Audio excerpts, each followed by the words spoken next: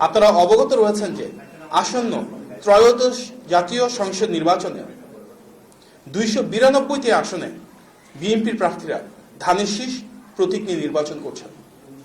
ধানের শীষ প্রতীক নিয়ে আসন্ন নির্বাচনে অংশগ্রহণকারী প্রার্থীদের মধ্যে 85 জনেরই ইতিপূর্বে সংসদ সদস্য হিসেবে জনগণের জন্য কাজ করার প্রত্যক্ষ অভিজ্ঞতা রয়েছে। তারা জনগণের সেবা করেছেন, জনগণের পাশে থেকেছেন। এছাড়াও বিএনপি মনোনীত প্রার্থীদের মধ্যে 19 জন ইতিপূর্বে বিভিন্ন মন্ত্রণালয়ের গুরুত্বপূর্ণ দায়িত্ব পালন করেছেন।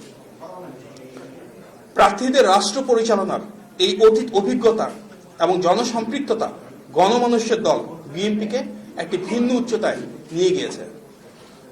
শিক্ষাগত যোগ্যতার দিক থেকেও বিএনপি প্রার্থীদের সক্রিয়তা রয়েছে এবং 237 জন ন্যূনতম স্নাতক সম্পন্ন করেছেন। বিএনপি আসন্ন নির্বাচনে সর্বোচ্চ সংখ্যক 10 জন নারী প্রার্থীকে মনোনয়ন দিয়েছে, যা নারীর ক্ষমতায়নে আমাদের দলীয় প্রতিশ্রুতির বহিঃপ্রকাশ। ইনশাল্লাহ এই সংখ্যা আগামী দিনে আরো বাড়ানোর জন্য আমরা দৃঢ়ভাবে অঙ্গীকারবদ্ধ। আপনারা অবগত আছেন যে দেশের অর্ধেক জনগোষ্ঠী নারী হওয়া সত্ত্বেও একজন নারীকেও মনোনয়ন দেয়নি এমন রাজনৈতিক দল রয়েছে, যা হতাশাজনক ও দুঃখজনক। বিগত ফ্যাসিস্ট আমলে সবচেয়ে বেশি গুম, খুন, নিপীড়ন, হামলা, মামলা এবং নির্যাতনের শিকার হয়েছে যে দলটি, সেটি বিএনপি।